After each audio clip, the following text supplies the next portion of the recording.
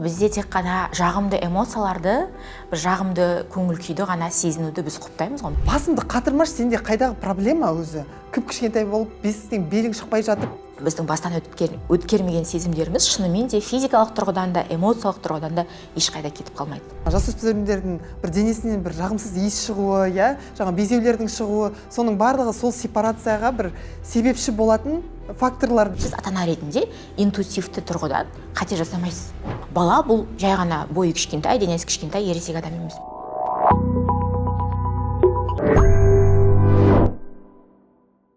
Армысыздар, құрметті көрермен, сіздермен Жансая Қамбар және Бақ KZ-те арнайы шығарылым. Бүгінгі біздің қонағымыз психолог Венера Елеу. Қош келдіңіз студиямызға. Рахмет, Жансая, сізді көргеніме өте қуаныштымын. Біз де өте қуаныштымыз. Және де бірден тақырыптан бастап кетсек, жалпы бүгінгі біздің шығарылымды мен бір псай талқы деп атар едім. Өйткені қазір қоғамда кәдімгі жан түршігерлік балалар суицидіне қатысты жаңалықтар көбейіп кетті.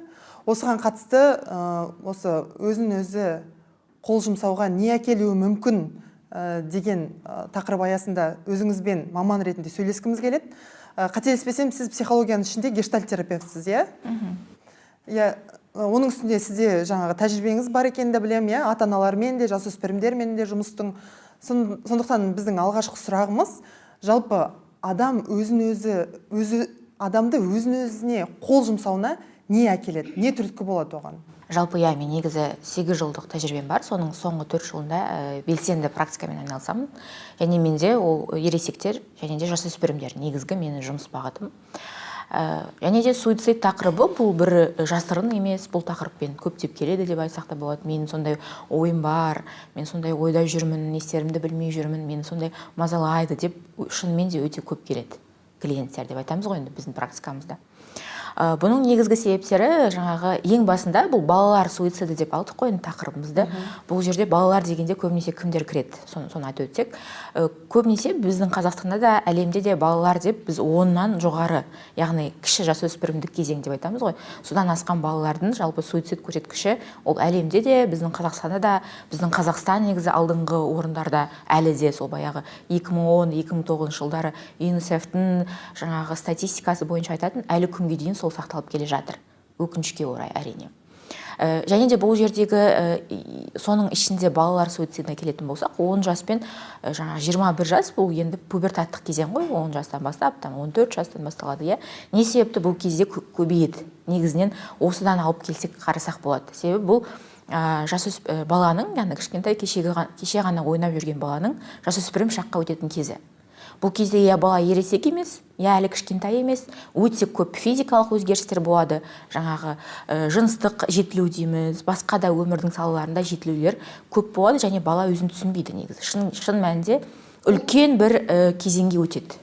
Ол кезең 9 бен 10 жастан бастала ма? Қыздар мен ұлдарда бөлек шығар, Жалпылай орташа алатын болсақ, 9 бен 10 жастан кіші жасөспірімдік кезең деп аталады. Және осы жастан бастап баланың бойында өзі негізінен табиғи түрде үлкен өзгерістер басталады. Және де мен ойлаймын, және мен емес, барлық мамандар да айтады, бұл негізінен жасөспірім кезеңнің негізгі қиын кезеңінің бірі екендігі, және суицидтің көп жасай алатын кезең екендігі осы кезеңмен негізі өте байланысты. Және де не себеп болуы мүмкін? Себеп қазір өте көп, біз социумда өмір сүреміз, біз қазір өте үлкен, жаңағы ол кезде жасөспірім шақтың ғана өзгеріс емес, жалпы әлемдік неше түрлі өзгерістер бар. Соның бірі жаңағы осы жасөспірім шақтың келуімен байланысты, ол баланың бойындағы жалпы өзгерістер. Оның бойында пайда болатын комплекстар, өзін бір жалғыз сезінуі, өзін ешкім бұрын ғана жақын болатын, бұрын авторитет болған ата-анасының да кемшілігін байқай бастайтын кезі, және өзінің бойындағы бір психологиялық қысымның пайда болуы ең бірінші себеп. Және осы өзінің бойындағы өзгерістер, бұлай неге болып жатыр, мен неге әдемі емеспін, шынымен де жасөспірімнің бойында неше түрлі физикалық өзгерістер оның психологиялық өзгерістеріне алып келеді ғой. Және екіншісі бұл ата-анамен қарым-қатынас. Бұл кезең ата-анамен қарым-қатынастың өршелене түсетін, қиындай түсетін кезеңі негізінде. Себебі шынымен де жаңағы сепарация басталады ғой, туғаннан бастап басталады, осы кезеңде өрши түседі. Бұл кезде табиғи түрде ата-ана мен бала жаңағы бір-бірінен алшақтау керек, сондықтан да табиғи түрде ата-ананың бойындағы кемшіліктерді көре бастайды. Жаңағы ата-ана бұрын ұрысқаны оған жаңағы табиғи нәрсе болып көрінсе, қазір бір қолдарынан ештеңе келмейтіндей болып көрінуі мүмкін. Олардың ұрыстары, олардың басқа адамдармен қарым-қатынастары, олардың ажырасу кезеңі мүмкін, олардың өзінің бір өмірлік кризистары балаға өте қатты әсер етеді негізінде. Және де одан кейін буллинг. Қазір буллинг мәселесі өте жоғары, ол баяғыда да жоғары болған. Біз білеміз ғой, табиғаттың заңы, ол мықтылар әлсіздерді әрқашанда ысырады. Және ол мектеп кезінде де одан қашып құтылу мүмкін емес. Мектеп кезінде болсын, аулада болсын, бір-бірімен араласқан кезде буллингке бала ұшырамай қоймайды. Енді ұшырамай қоймайды дегенде, әрине біз оған қоғам болып, ата-ана болып міндетті түрде қарауымыз керек. Біз бірақ ұмытпауымыз керек, бізде балалар дәстүрлі отбасында тәрбиеленбейтін көптеген балалар бар. Сондықтан да ең бір суицидке алып келетін, баланың өз-өзін түсінбеуіне алып келетін, баланың жалғыз қалуына алып келетін тақырыптардың бірі ол буллинг. Яғни басқа ересектерден немесе өзінің қатарластарынан қоқан-лоқы көруі, қиындық көруі, оларды шеттетуі, бұл да адамның жаңағы бала түгілі, жасөспірім бала түгілі, үлкен ересек адамның қоғаммен қабылданбау, бұл үлкен психологиялық мәселеге алып келеді. Сонда сіз жаңа екі мәселені айттыңыз. Біріншісі жаңағы өзінің ортасы, қысым, жаңағы комплекстерінің көрінуі. Екінші мәселе ата-анамен қарым-қатынас дедіңіз. Осы орайда мынандай сұрақ туып отыр да, егер де баланың ата-анамен қарым-қатынасы дұрыс болса, егер де сепарация өте дұрыс жүріп жатса, ата-ананың арасындағы да, ата-ана мен бала арасындағы да қарым-қатынас сау болса, ондай балада буллингке ұшырауы мүмкін бе? Әрине, өйткені мысалы мынандай жағдай ғой, егер отбасы өте жайлы, барлық жағдай жасалған болса, оның алдынан шығатын қоғам, яғни сыныптастары дәл сондай болады деген нәрсе емес қой. Сондықтан да керісінше кейде жайлы отбасыдан шыққан бала, мысалға кейбір қоғамның өзінің қатарластарының қатыгездігіне төзе алмауы мүмкін. Яғни оның отбасында норма емес нәрселер оның қатарластарының арасында норма болып, сондай бір екі жақты келіспеушілікке, қарама-қайшылыққа ұшырап қалуы мүмкін. Немесе керісінше, отбасында қатыгездік орын алған, жаңағы зорлық, зомбылық мәселелерін көріп өскен бала өте жұмсақ ортаға келіп түседі, ол өзінің жаңағы отбасынан алып шыққан мінез құлқын көрсете бастайды. Яғни бұл жерде де қарама-қарсылыққа ұшырайды. Яғни қоғам оны бұл жерде де қабылдамайды, яғни сондай бір қабылданбай қалған күйде қалып кетеді. Ата-ана неге мән беру керек? Ата-ана қалай біле алады мысалы? Сіз қазір білесіз, әсіресе үлкен қалаларда өте қатты жұмыс басты, ата-ана. Үйге кешке келеді. Баладан мысалы сұрау мүмкін. Баланың өз бөлмесі бар делік, қалай, жақсы ма, қалай өтті, жақсы, бірге тамақ ішеді, ұйықтайды, ертеңінде қайтып деген сияқты. Қазіргі заманда ата-ананың баланың көңіл күйін байқамай қалуы өте жиі кездесетін сияқты. Осы орайда ата-аналарға қандай кеңес берер едіңіз? Қайдан байқауға болады баланың бойындағы өзгерістерді суицидке әкелуі мүмкін? Негізі баланың енді суицид деген ол өзі оңай тақырып емес, адаммен өліммен кездесу, және суицидтан басқа бізде қазір өте көп кездесетін self-harm деген бар.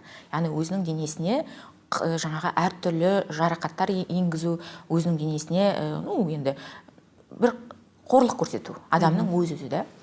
Негізі бұл екі нәрсе де оңай нәрсе емес. Адамның жалпы өліммен бетпе-бет кездесу негізі оңай емес. Сондықтан да өлімге жақындап жүрген баланы, яғни бұл өмірден кеткісі келіп жүрген, өзі қиындыққа ұшырап жүрген баланы, негізі ата-ана көре алу үшін оған дейінгі баланы жақсы тану керек.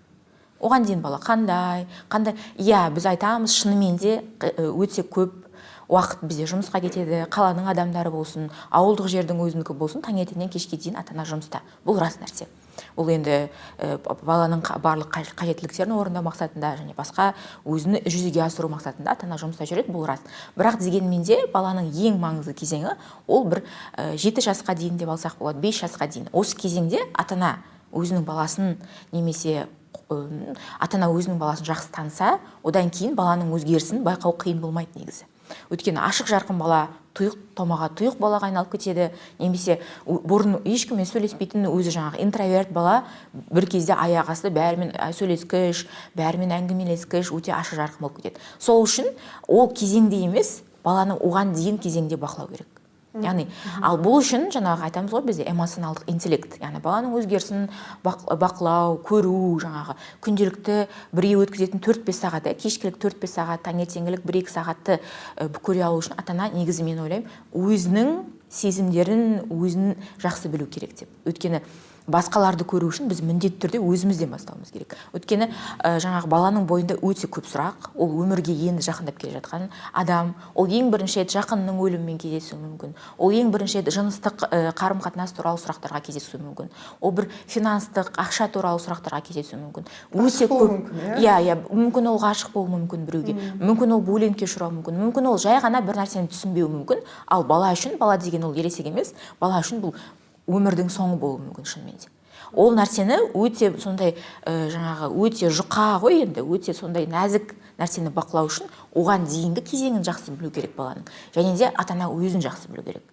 Яғни өзін жақсы түсінген адам, ол өзінің баласында түсінуі ондай қиындыққа алып келмейді. Өзімен әуелі жұмыс істеу керек. Және де ата-ананың еркіндігін, ата-ананың ашықтығын көрген бала, ол да өзінің мәселесін айтудан негізі қиналмайды.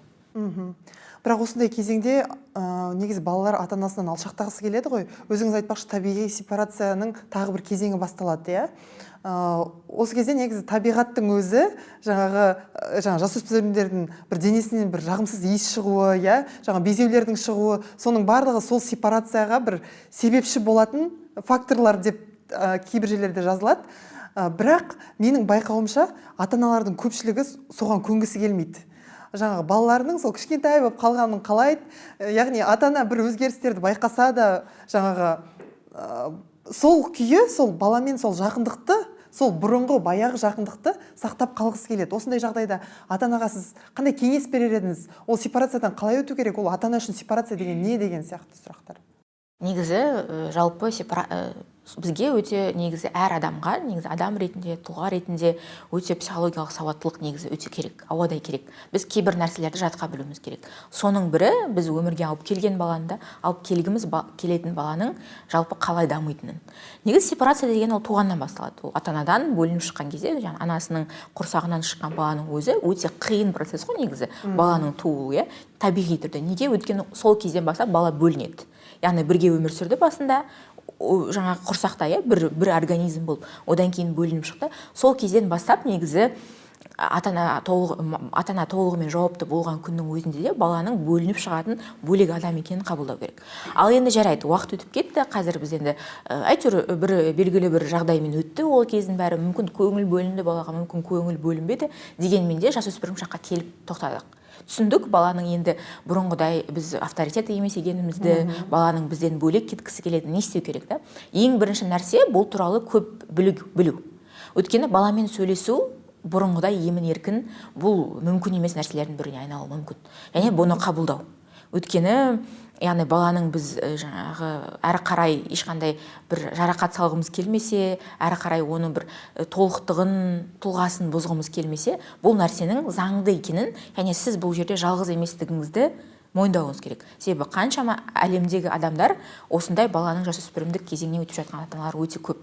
Және де барлығында да мәселелері бір-біріне ұқсас, ол бала бұрынғыдай сенімен болғысы келмейді. Ол бала керінше жаңағы өзінің қатарымен болғысы келеді, басқамен болғысы келеді, немесе оған авторитет болатын жұлдыздар, басқада жаңағы лидер мнение деп айтамыз ғой, яғни басқада атақты адамдар болуы мүмкін. Ең бірінші нәрсе ол осыны қабылдау. Яғни бала бұрынғыдай сенің айтқаныңа көніп, айдауыңа жүретін аңғал кішкентай бала емес. Осы нәрсені біріншіден қабылдау. Екіншіден, жаңағы ешқашанда махаббатты жоғалтпау, яғни мен сені қандай нәрсемен кездессе де, қиын нәрсе, егер бала ата-анадан естісе, ата-анадан көрсе, мен сені жақсы көремін, сенімен араласу маған өте қиын қазір. Бірақ мен сонда да сені жақсы көремін деп бір сөзін өзін айту, бала үшін, кез келген бала үшін, қазір менің жасымдағы бала үшін де бұл қымбат болып қала береді. Себебі өткені бұл жастан өткеннен кейін бәрібір де ата-ана ретінде қалады бала үшін. Ол бір жоғалып кетпейді, өзінің бір орнын, статусын жоғалта алмайды. Және де ұмытпау керек үшінші нәрсе, сіз баладан бәрібір де статус жағынан жоғарсыз. Яғни сіз бала сіздің қолыңызда, яғни өзіңіздің бір билігіңізді ата-ана ретінде жоғалта алмау. сіз бәрібір әсер ете аласыз. Әрине ол әсер ете аламын екен деп бір қатты бір нәрселерді қолдану міндет емес, бірақ та сіз оны өзіне де ескертуіңіз, яғни өзіңізде ішкі бір билігіңізді жоғалтып алмайтындай сондай бір күйіңізді алып қалу. Осы билігін жоғалтып алмау деген нәрсені кеңірек ашып бере аласыз ба? Өйткені мен мысалы мына дүниені байқаймын, жаңағы әсіресе жасөспірімдік кезеңде бұрынғыдай емес қой, бала бұрынғыдай бағынбайды ата-анасына. Ата-ана қанша балаға ашық болса да, бала онымен үйтіп ашық сөйлескісі келмейді, иә. Сол уақытта баланың көңілін табу үшін ата-ана бір саты төмен түсіп, тым қатты бір жағынып деп айтайын ба, сондай кездерді айтамыз ба, билігін жоғалту деп, әлде қалай? Мысалға, енді әр үйде болу керек заң деп ойлаймын, ол жалпы бала мен ата-ананың арасында емес, мысалға жұптардың арасында да ерлі-зайыптылардың сенің құқығың, яғни аяқталады, менің құқығым басталған жерден деп айтады ғой. Яғни бәрімізде де ой бар, бәрімізде де қалау бар, бірақ біз бір отбасы болып өмір сүргеннен кейін менің де қалауым бар. Яғни менің де өзімнің қалауым, сенің қалауың бітеді, басқа адамдардың қалауы басталған кезде деген бір сондай бір енді орысша сондай бар сөз. Бұл ойлаймын, бұл нәрсені қолдану баламен де өте тиімді. Өйткені баланың қалауы өте көп. Эгоист болмау. Иә, оның үстіне жасөспірім шақта. Баланың белгілі бір міндеттері ол әрқашан болу керек. Оның бірі жасөспірім кезеңде. Яғни сенің қалауларың бар, сен мынаны көргің келеді, ананы көргің келеді. Бірақ дегенмен де сенің осы үйдің тұрғыны ретінде, менің балам ретінде осындай міндеттерің бар. Мысалы, бөлмеңді жинау керек. Бөлмеңді жинау, мысалға күнделікті кешке қоқыс төгу, немесе жаңағы осы жердің бір белгілі бір бұрышына осы үйдің сен жауаптысың. Яғни бұл баланы негізі есін жидыратын жақсы нәрсе. Дегенмен де бұл үйде мен басшымын, мен жаңағы егер сен менің үйімде тұрып жатсаң, менің жаңағы қамқорлығымда болсаң, сенің белгілі бір міндеттерің бар. Осы нәрсе, ол билігін жоғалтпау деген. Және де екіншісі, бізде мынандай үрдіс бар ғой, енді біздің семьяларда жалпы әлемдік үрдісі де бар. Үйдің үлкеніне немесе ересек бола бастаған балаға өзіңнің мәселелеріңді былай артып қою. Яғни мысалға өзіңнің жаңағы жұбыңмен қарым-қатынаста, өзіңнің ата-анаңмен қарым-қатынаста сен оған үлкен адам ретінде ортаға жаңа делдал қылып жұмсау. Сен әкеңе айтшы, сен немесе мамаңа айтшы, осы нәрсені әжеңе айтшы деген сияқты баланың өзін ересек сезіндіруге, яғни сен өзіңнің шеше алатын шешуге міндетті билігіңді оған артып бересің де, әрине ол бала кейін сенің ата-анаң сияқты рөлге ене бастайды. Сенің мәселелерін шеше алатын сияқты болып. Проблемаңды айту, иә, балаға? Иә, енді әрине бір проблемаңды айту бір жерде дұрыс, оны сен түсіну үшін, бірақ оны шешуге оны жұмсау, бұл жерде рөлдердің жаңа иерархияның ауысуына алып келеді. Және де бала өзін күштірек сезіне бастайды, сенің сөзің оған дымда емес болып қалады деген сияқты осындай бір екі жол бар. Негізі билігін жоғалту деп соны екі жолын түсіндіруге болады.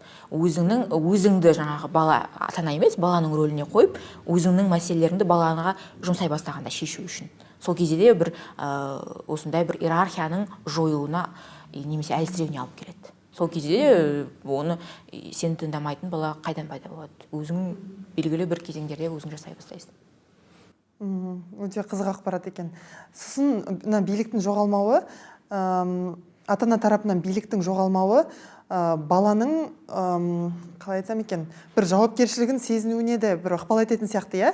Өйткені көп жағдайда енді жасөспірімдер әсіресе жаңағы орысша айтады ғой, море по колено деп. Олардың қолынан бәрі келетін сияқты, оларға ешқандай мәселе сөз емес сияқты.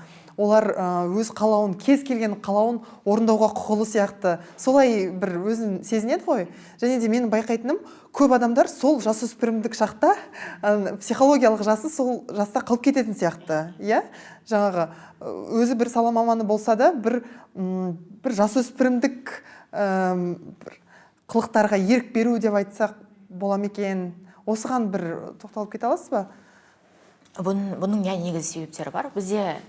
Негізі бізде көп кездесетін бір мәселе, ол бізде тек қана жағымды эмоцияларды, бір жағымды көңіл күйді ғана сезінуді біз құптаймыз ғой. Мысалға, менде бір қуаныш болды ма, мен оны басқа біреумен бөлісем, дастархан жаямын да, ал бір қиын эмоция тап болсам, бізде оқшаулану пайда болады. Негізі көбінесе біз бәріміз білеміз деп ойлаймын, өте ауыр, жағымсыз, біреуді жоғалту, біреумен енді невзаимность, біреудің сені жақсы көрмеуі, тағы да басқа сезімдер, бұл жағымды эмоцияларға қарағанда өте ұзақ бастан өткеріледі негізі. Сол кезде, мысалға, жасөспірім шақта көбінесе басым болатын жағымсыз эмоция. мысалға ата-анаңа қарсы сөйлеу, жаңағы махаббатта жолың болмау, ақшаң жоқ, бір нәрсе сата алайын десең, өйткені сен ата-анаңа жаңа бағыныштысың, берген ақшасын ортаңмен жүре алмайсың. Өте көп жағымсыз эмоцияны негізі бастан кешіру жасөспірім шаққа өзі тиесілі. Бірақ көбінесе балада ондай мүмкіндік бола бермейді. Жағымсыз эмоцияны толығымен бастан кешуге. Немесе өзінің сол кездегі жасөспірімдік кезеңін толығымен бастан кешуге. Өйткені есігін жауып алайын десе, бір бөлмелі ғана үйде тұрады деген сияқты, мысалға басқа нәрсені істейін десе, оған кедергілер бар, жаңағы өзгеріп өзінің бір ойын айтайын десе, неге өзгеріп кеттің дейді, яғни қысым көп. Және бұл кезде енді өте көп жағдай жасалу керек негізі. Осы кезеңде бастан өткеруге, жағымсыз тұншықтырмауға, жағымсыз кезеңдерді бастан өткеруге, мысалға бір алғашқы махаббатта, басқа да жағдайларда эмоциясын керісінше балаға бастан өткеруге көбіне жағдай жасауымыз керек. Мүмкіндігінше әрине. Әрине ол дегеніміз жаңағы бастан шауып үстімізден атап өтетін нәрсе емес, бірақ барынша баланың жағымсыз эмоцияларға төзімді болуы үшін болашақта да соны бастан өткеруге көмек беру керек. Жағдай жасалу керек. Ал ол нәрсе бастан өткерілмесе, ол кезең бастан өткерілмесе, ол ешқайда кетіп қалмайды. Біз өміріміздің басқа кезеңінде, ең қолайсыз, ең керек емес кезеңінде бастан өткере бастаймыз. Өйткені біздің бастан өткермеген сезімдеріміз шынымен де физикалық тұрғыдан да, эмоциялық тұрғыдан да ешқайда кетіп қалмайды. Сондықтан да уақытысында барлығын өткеру, ол көп мәселенің, көп нәрсенің шешімі болар еді. Жаңа сіз айтқандай, мысалға 30-ға келіп, 40-қа келіп бір басшылық қызмет алған кезде, жасөспірімдік өзінің бір энтузиазмдарын іске асыра бастауы, ол енді неизбежно дейді ғой, оны ешқайда кете алмайды. Ол нағыз өзінің қолайлы жерін тапты деген сөз. Бірақ енді ол өзіне көп деген кедергі келтіреді әрине. Өйткені біз реальностьпен өмір емес қой, реальностьке сәйкес мінез құлық емес қой ол. Мысалы, келтіре аласыз ба? Мысалға енді біз өзіңіз бір өмірде байқасаңыз, мысалға 40-дағы адам, енді 30-дағы адам мен айтпаймын, ол табиғи нәрсе негізі. Біз 30-дағы адамды үлкен жауапкершілігі бар, кәрі ретінде көргенімізден де олай емес. Негізі пубертаттық кезең 21-де ғана аяқталады. Мысалы 40-дағы адам бір басшылық қызмет атқарып, бір өзінің бір жасөспірімдік бір мінез құлқы пайда болып, және қол астындағыларға соны көрсете бастады. Бұл негізі ұзаққа созылмауы әбден мүмкін. Өйткені ол кезеңге жалпы сай емес. Өзінің рөлін ұстап отыратын, өзінің статусын ұстап отыратын кезеңде ол бір сондай қылық көрсетуі әбден мүмкін.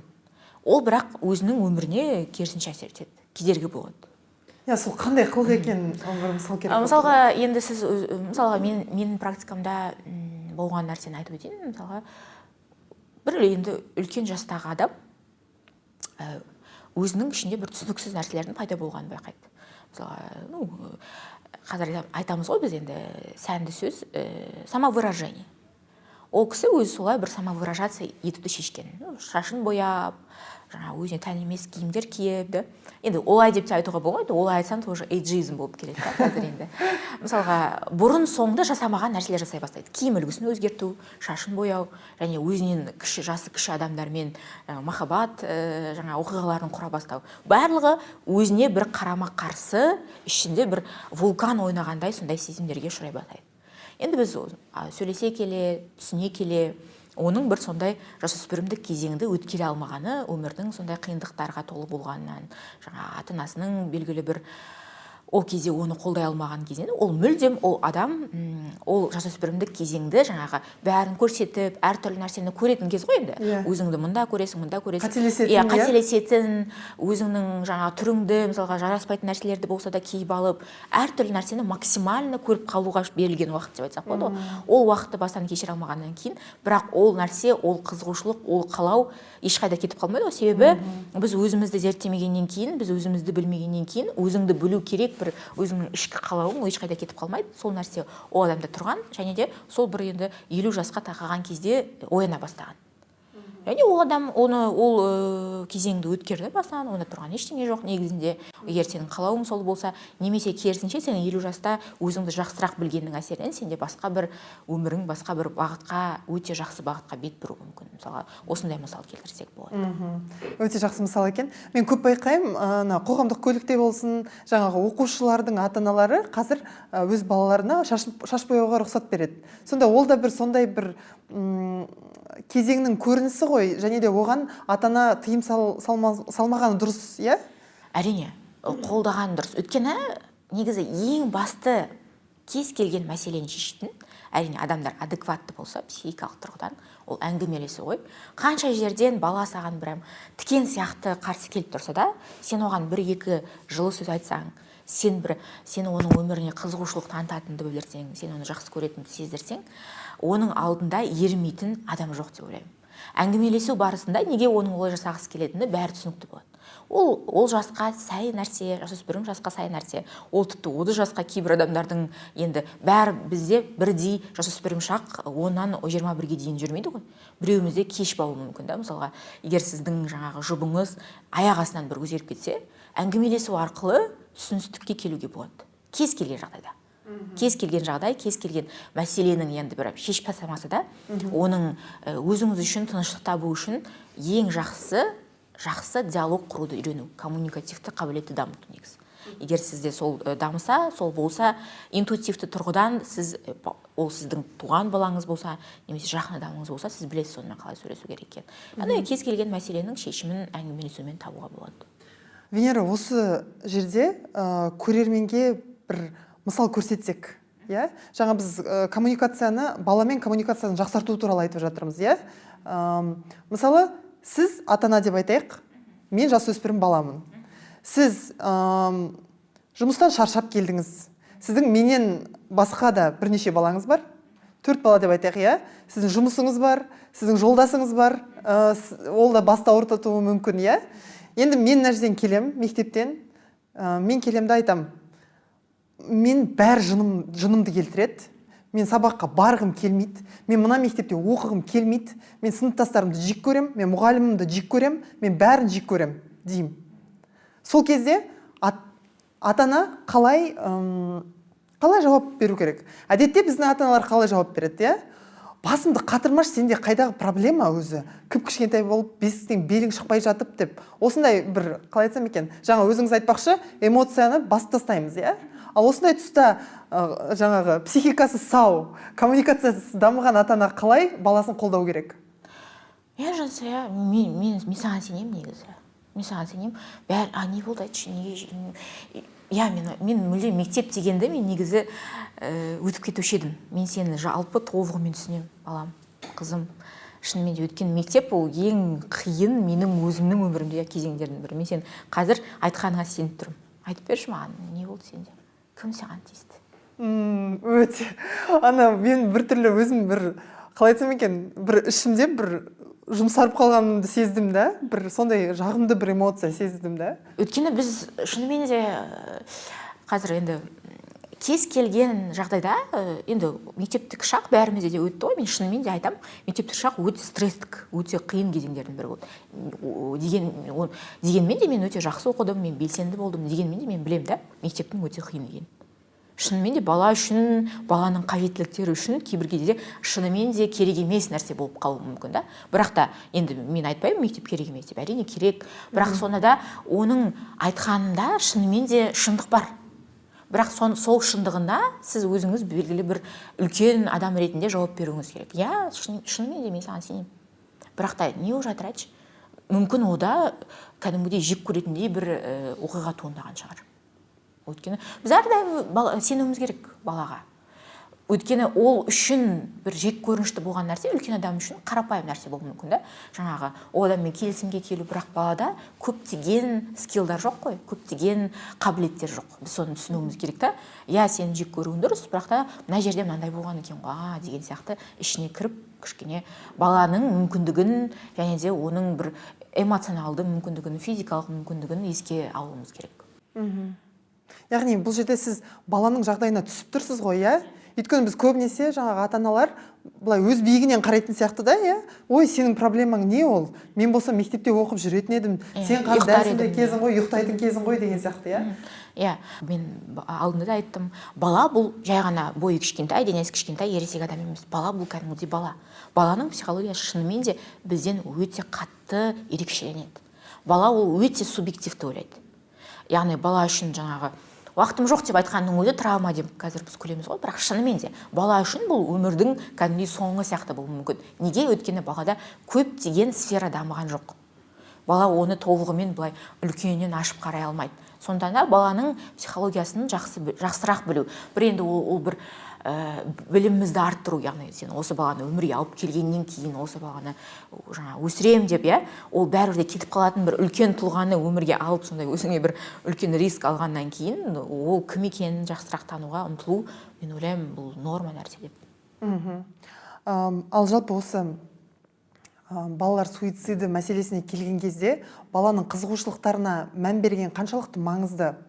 Өйткені мысалы мынадай өткенде бір сіңлім маған айтып жатыр да, жаңағы Эрих Ремарктың жаңағы кітаптарын жақсы оқиды, бірақ та қателеспесем, онда соңында жаңағы кейіпкерлердің құтқарылуы, соңындағы қорытынды жаңағы өліммен аяқталады, өйткені жаңағы бақытты өліммен байланыстырады, жаңағы мәңгілік бақыт тең өлім деген сияқты.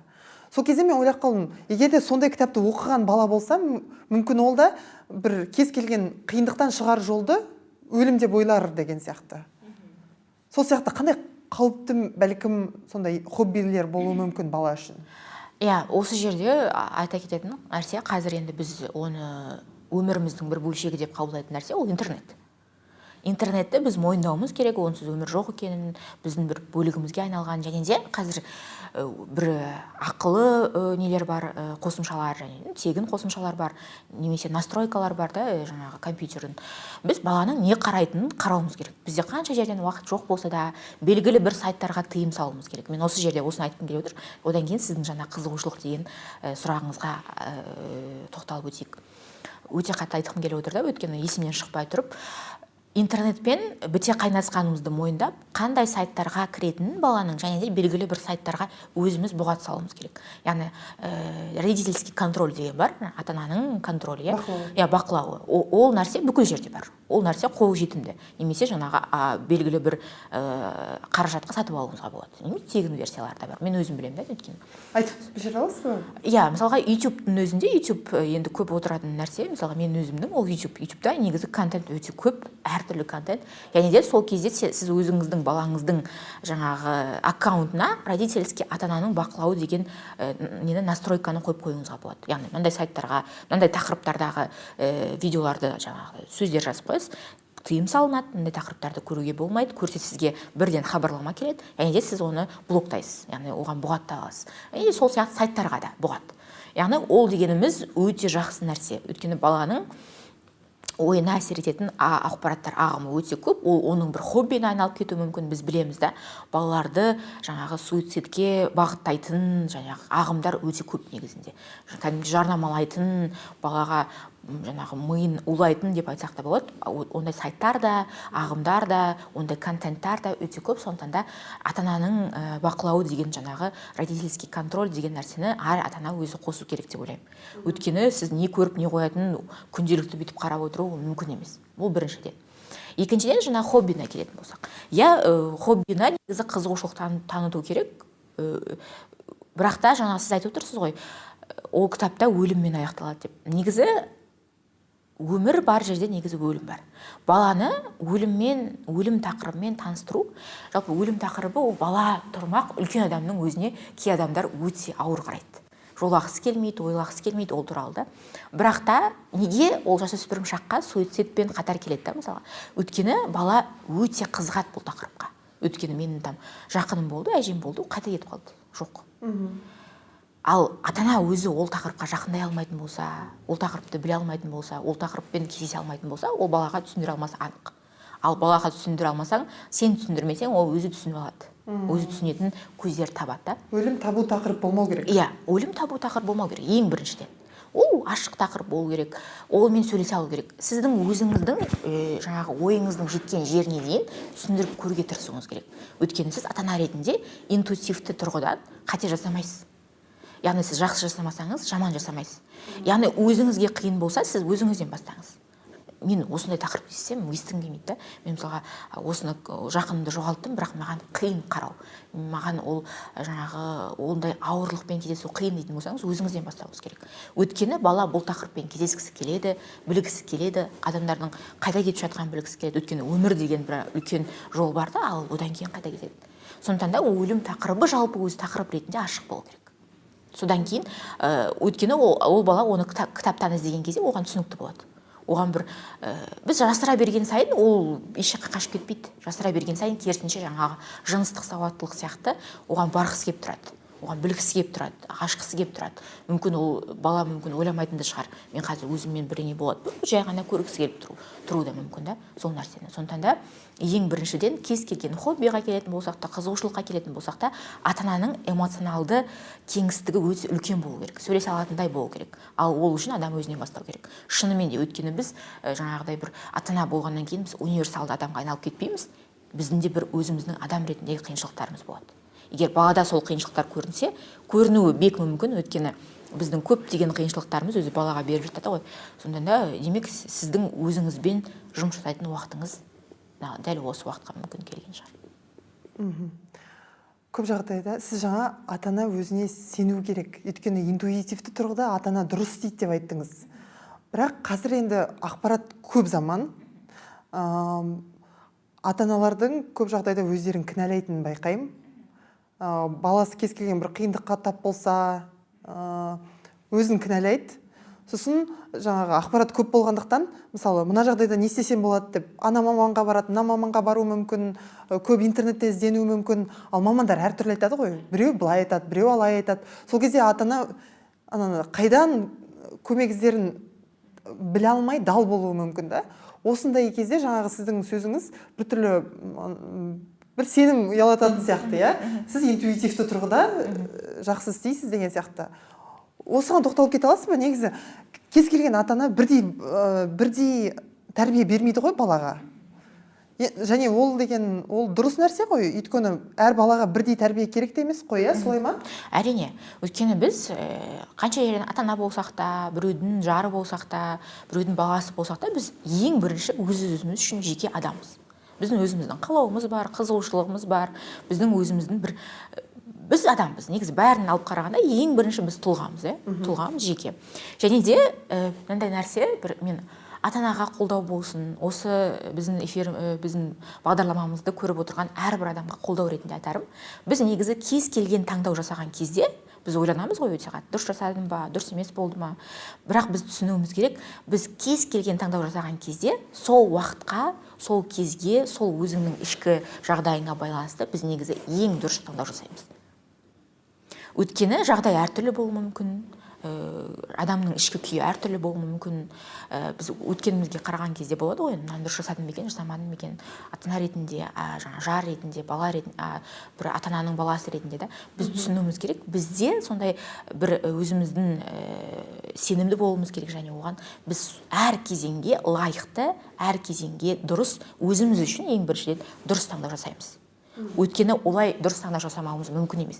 Мүмкін біз қателесуіміз мүмкін, бірақ өзіңіз бір ойланып қарасаңыз, кейін уақыт өткеннен кейін, ол кезеңге басқа таңдау сіз үшін мүмкін емес еді. Мүмкін емес, шынымен де. Демек, ол кезде сіз қолыңыздан келгенін жасадыңыз. Иә. Ең бастысы қолыңыздан келгенін жасадыңыз. Ал шынымен де сіз түсінсеңіз, сіз қолыңыздан келгенін жасамай жатқанын, тырыспай жатқаныңызды ол кезде енді ойланып көруге болады да. Ал бірақ өткен шақты қарайтын болсақ, біз ең дұрыс таңдау жасадық. Өйткені сіз үшін, ол кездегі сіз үшін, өйткені біз өзгереміз ғой, басқа нәрсе мүмкін болмады. Басқа нәрсе жасай алмадыңыз. Сіздің қолыңыздан мүмкін келмеді. Ал енді біздің ондай жағдай бізге тән нәрсе. Біз енді бір супергерой емес, біз бір қолымыздан бәрі келетін адамдар емес, біз жай ғана адамбыз. Бізде кейде бір өте қатты шарасыз күйге түсуіміз мүмкін. Сол үшін де осы нәрсені біз ішімізге жақсылап сақтап алуымыз керек. Әрине бір ол мен қолымнан келген жасадым, болды емес, ондай нәрсе емес. Жаңағы артқа қараған кезде, кейбір нәрселерге ойланып қараған кезде түсіну үшін өзіңді. Иә, мен шынымен де қолымнан келген жасаппын. Бала үшін де, басқа үшін де, ең бастысы өзім үшін де деген сияқты. Осы нәрсе адамның ішінде болса, және де жаңағы айттыңыз ғой, сіз әртүрлі мәселемен әртүрлі маманға барып, не істерін білмей дал болып жүрген кезде, ал сіз өзіңіз қалай ойлайсыз? Сіз өзіңіз үшін қазір сіздің мүмкіндігіңіз үшін, сіздің ішкі күйіңіз үшін қайсы жақсырақ? осыны ұмытпауымыз керек та. Өйткені сізге маман ол өзінің адам ретіндегі де бір позициясын қосуы мүмкін. Өйткені біз қанша жерден маман болсақ та, біз журналист болсақ та, психолог болсақ та, ең бірінші біз адамбыз, біздің бір адамдық қасиеттеріміз бар. Бәрібір біз сонымен араласамыз адаммен. Жұмсақтығымызбен, немесе қаттылығымызбен да. Сондықтан да егер сізге бір баламен қарым-қатынаста бір мәселені шешу қиындық туғызса, сіз өзіңіз үшін қазір не тиімді болып тұр, өзіңіз үшін қайсысы жақсырақ болып тұр. Және де одан кейінгі қадам ол сол мәселедегі туындаған адамдармен сөйлесу. Олар не дейді? Жаңағы маманмен емес, керісінше балаңызбен сөйлесу. Немесе жаңағы мәселе туындаған досыңызбен сөйлесу да. Сол кезде сізге жақсы көмегі болуы мүмкін. Сізге басқа бір үшінші тараптан гөрі. Жақында білесіз бе, Инстаграм желісінде қатты таралып кетті ғой. Мынандай нәрсе көп емес пе, біз бір үйдің балаларымыз, бір әкеден тудық, бір анадан тудық, қалай біз әртүрліміз деген сияқты бір тәрбие берілді деген. Бірақ сол кезде бір рилстар көбейіп кетті ғой, жаңағы бірінші бала туған кезде мүлде басқа болған ата-ана, екінші бала туғанда мүлде басқаша деген сияқты. Яғни адам осы трендке қатысты не айтасыз жалпы? Мен өзім көп балалы отбасынан шыққанмын. Мен 5 бала, біздің үйде. Мен ең кішкентаймын. Мен өзім енді психологияда жүргеннен кейін, ылғи терапияда жүргеннен кейін мен айтамын ғой, өзімнің бауырларыма, біздің травмаларымыз да өте әртүрлі. Ол негізі шынымен де рас. Өйткені шынымен де ата-ана бастапқы кезде ол басқа адамдар. Мысалға, мен өзімнің әпкеммен ол үшін жаңағы папам ол мүлдем басқа. Ол өте қамқор, ол өте басқа, ол басқаша. Мен үшін ол басқаша. Ол сіздің папаңыз басқаша көреді. Иә. Мысалға екеумізде де әкемен анамыз бір адамдар. Бірақ дегенмен де мен өзімнің ең жақын әпкемен солай сырласқанда айтамын да, біздің екеуміздің травмамыз мүлдем екі түрлі. Біздің көрген бауырларымыз екі түрлі, ата-анамыз екі түрлі адамдар сияқты деп. Ол негізі норма нәрсе. Шынымен де ата-ананың олар адам ретінде ішкі күйлері шынымен де басқа. Мысалға, ол ең басында үйленген кезде олар жаңағы тырысуы мүмкін өте қатты, өте қатты жаңағы ата-енесіне жаңағы ұнауға тырысуы мүмкін, немесе басқаша күйде болуы мүмкін. Ал соңғы балаларға келген кезде мүлдем олар қалыптасқан адам болуы мүмкін да. Біз ұмытпауымыз керек, негізі біз өмір бақи қалыптасамыз. Сол сияқты біз әр бала туылған кезде де біз жаңағы 20 жасымызда бөлек болдық, 30 жасымызда бөлек болдық деген сияқты. Шынымен де ол ата-ананың өзінің трансформациясына сай келеді деп ойлаймын мен өзім. Және де ғылыми оғанда бір тақырыптар бар. Шынымен де әртүрлі. Және де бала да әртүрлі ғой, сонымен қарым-қатынас та әртүрлі. Өйткені сіз барлық баламен бірдей қарым-қатынас құра алмайсыз. Әр балаға әртүрлі қарым-қатынас керек. Бір баламен шынымен де қаттырақ болу керек та, өйткені ол сізді бір езіп өтуі мүмкін да. Сондай бір соған қарап та әр бала әр ата-анаға әртүрлі сияқты болып көрінеді. Өйткені ол біз әртүрліміз бала ретінде, ата-ана өзінің өзгерісі бар бойындағы. Соған байланысты негізі өте үлкен өзгеріске ұшырайды, өмірлік өзгерістерге, ішкі өзгерістерге соған байланысты бұл негізі бұл тренд, және де ол рас нәрсе біріншіден. Ол рас нәрсе, шынымен де әр балаға әртүрлі. Қазір де мысалға сіз есейген кезімізде қарасақ та, қарым-қатынас шынымен де әртүрлі. Ол біз ойлаймыз ғой енді, ол мені мүмкін көбірек жақсы көреді, мені азырақ жақсы көреді. Керісінше ол ата-ананың әр баласын жақсы білетіндігінде деп ойлаймын мен өзім. Яғни оған мынандай қарым-қатынас оған жеткіліксіз. Яғни ол баланың тілінде сөйлемей тұрғаны. Мысалға, бір балаға өте жұмсақ, сезіммен келу керек болса, бір балаға кәдімгідей фактылармен келу керек та. Ол дегеніміз ата-ананың өзінің балаларын жақсы білетіндігі, және де жақсы қарым-қатынас жасай алатындығы негізі. Сіздің сөзіңізді естіп отырып, Ержан Мырзабаевтың мына сөзі есіме түсіп кетті. Айтады, сіз тіпті 4-ші бала дүниеге келгелі жатса да дейді, сіз бірінші рет 4-ші баланың ата-анасы болғалы жатсыз дейді. Яғни шынымен өмір бойы үйренетініміз де рас сияқты, жаңағы бәрін білетін бір маман жоғы да рас, ол әркімге әртүрлі индивидуалды жаңағы подход керек сияқты. Біздің негізі енді барлығы деп айтпай қойды, бірақ оңтүстік өңірде ерте үйлену деген негізі бір қалыпты нәрсе ғой. Сіз ойлаңыз, сіз 20 жаста егерде үйленбей жүріп, мысалға күйеуге шықпай жүріп, қандай болар едіңіз, және де тұрмысқа шығып сіз қандайсыз, күйеуге шығып, тұрмыс құрып, бірге үйленіп қандайсыз. Сонда да өте айырмашылық көп негізі. Өйткені, мысалға, біз білеміз, батыстың трендінің қандай екенді, олар қанша жаста үйленетінін не себепті? Өйткені адам шынымен де 20-дан 30-ға дейін өзін қалыптастыратын уақытта.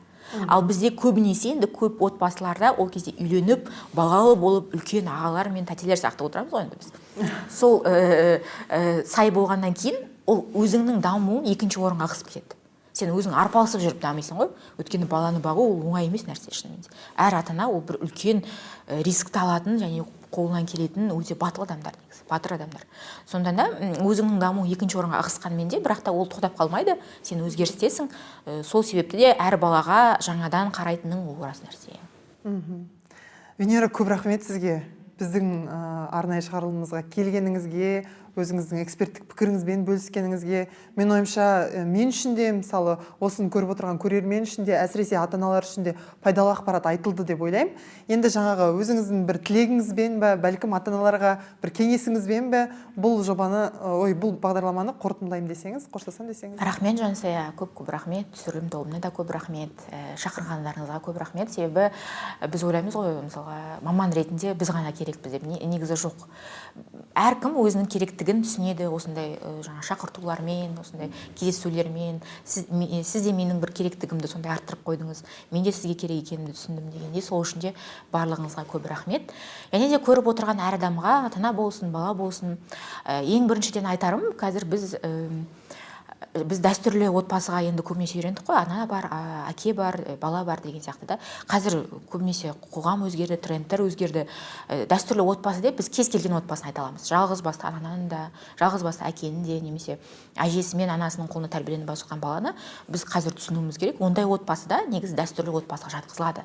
Өйткені бұрынғыдай жоқ, жаңа толық емес отбасы деген түсінік жоқ. Мен осыны эфир барысында айтамын деп ұмытып кетіппін. Қазіргі кезде бір сондай қолдау ретінде айтып кеткім келеді. Себебі отбасында өмір сүрмейтін бала өте көп. Біз осында ұмытпауымыз керек. Жаңа бала дегеніміз тек қана отбасында өмір сүретін адам емес. Көптеген үйлерде өмір сүретін, көптеген жаңағы асыранды отбасында өмір сүретін адам көп. Сондықтан да дәстүрлі отбасы ол махаббат үлкендерден берілетін отбасы деп айтсақ болады. Екіншіден, ең бастысы, мен ойлаймын, әр адам үшін ең бастысы өзіңді ұмытпау, өзіңнің ішкі күйіңді бақылау, және өзіңе сондай бір үлкен махаббатпен қарау, ең біріншіден. Біз ойлаймыз ғой, мен балаға беремін, жаңа жолдасыма беремін, басқаға беремін деп. Егер сіз өзіңізбен қарым-қатынасты жақсартсаңыз, ол бір айнаның алдында тұрып алып күштімін деп айту емес, ол өзіңізге деген, өзіңізді түсіну.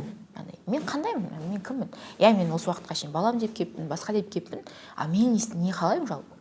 Мен осы істеп жүрген нәрсем қаншалықты менің қанағаттандырады деген нәрселерге, яғни өзіңізбен қарым-қатынасты мен жалпы кешке ұйықтар алдында қандай ритуал жасаған жақсы көремін да, бір элементарный сұрақ та, или мен просто сразу ұйықтап қалған маған тиімді ма деген нәрсені, сондай бір кішкентай бір қарапайым нәрселерде өзімізді жақсы білуге, өзімізбен жақсы қарым-қатынас жасауға, өзімізбен сондай жылы болуға, өзімізбен жақсы болуға тырыссақ, мен ойлаймын, әр адаммен, басқа жақындарымызбен де, жұмыста да біздің жаңағы успешность, енді бір табысқа жетуіміз ол оңайырақ болады. Сондықтан да өздеріңізді күтіңіздер, өздеріңізге жақсы қараңыздар. Барлық нәрсе өзімізден басталады. Сондықтан да өздеріңізде ішіңізде барлығы жақсы болсын деп тілеймін. Ішкі күйлеріңіз ең бастысы жақсы болсын. Сіздің өміріңізде жақсы жайт болса да, жаман нәрсе орын алса да, ең бастысы соны өткере алатындай жақындарыңыз болсын қасыңызда, өзіңіздің бір эмоционалдық күйіңіз сондай дамыған болсын деп, сондай бір тілек айтқым келеді сізге де, біздің көрермендерімізге де. Рахмет көп шақырғаныңызға. Сізге де көп рахмет. Құрметті көрермен, егер де біздің сұхбатты осы жерге дейін көрген болсаңыз, міндетті түрде комментарийде не алғаныңызды жазып кетсеңіз қуанар едік. Және де мен де сіздерге өзіңізбен де, айналаңызбен де гармонияда өмір сүруді тілеймін. Сау, саламатта болайық.